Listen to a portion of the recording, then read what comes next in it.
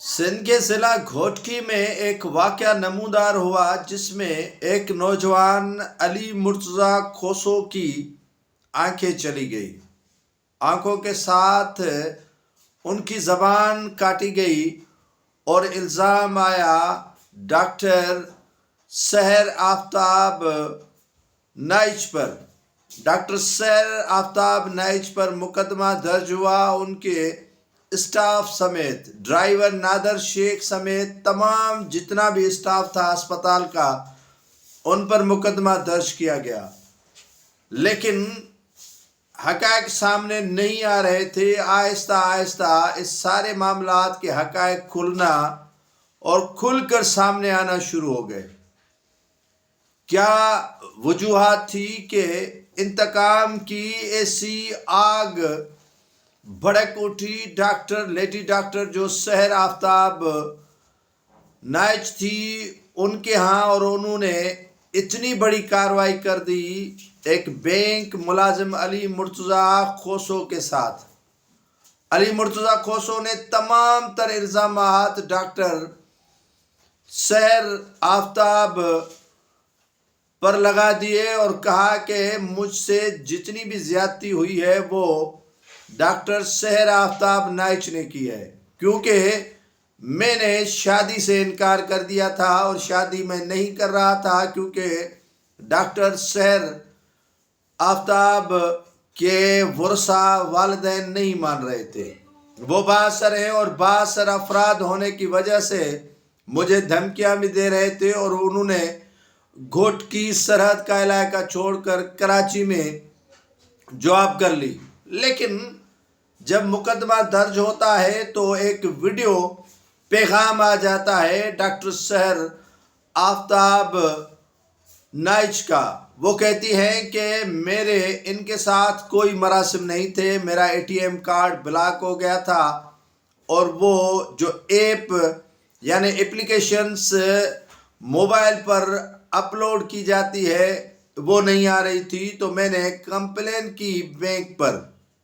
उन्होंने बैंक का नाम लिया और बैंक से एक शख्स आ गया और उसका नाम था अली मुर्तज़ा खोसो। कहा कि मैं इसी बैंक का मैनेजर हूँ, और उसके बाद वो मेरा मोबाइल और जो एटीएम कार्ड था वो ले गया और उन्होंने सारे जो ट्रांजैक्शन थी मेरे एटीएम से अपने और अपने दोस्तों और दीगर जो कंपनीज थी उनको ट्रांसफ़र कर दी। और उसके बाद मामला बढ़ गए और सारी जो मोबाइल की डेटा थी वो ट्रांसफ़र कर दी। ये वीडियो पैगाम जारी कर रही थी डॉक्टर सहर आफ्ताब। तो उनके दौरान उन्हें समझाया जा रहा था और वो सही से बात भी नहीं कर रही थी। नौजवान ने इल्ज़ाम लगाया, लेकिन इस इल्ज़ामात से कबल डॉक्टर सहर आफ्ताब नाइच को ज़बान खोलनी थी। उसको बोलना था कि इस तरह के वाक़यात मेरे साथ हो चुके हैं या होने वाले हैं या हो रहे हैं, तो लिहाजा मुझे तहफ़्फ़ुज़ फराहम किया जाए। उस नौजवान अली मुर्तज़ा खोसो की एक चैट भी उन्होंने सोशल मीडिया पर अपलोड कर दी कि इस तरह की चैटिंग मेरे साथ उन्होंने की, और चैटिंग भी करते करते मुझे धमकियां दे रहे थे।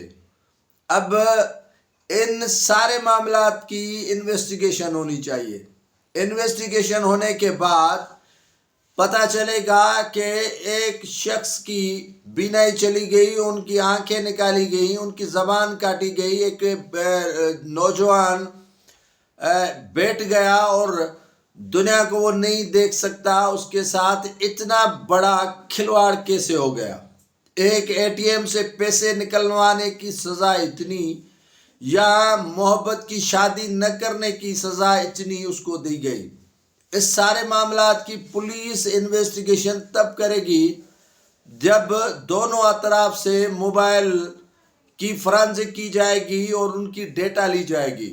और ये तहकीकात पुलिस यकीनन नहीं करेगी, क्योंकि आज तक पुलिस ने जो तहकीकात की है वो किसी भी जो है वो मंतकी अंजाम तक तहकीकात नहीं पहुंची है।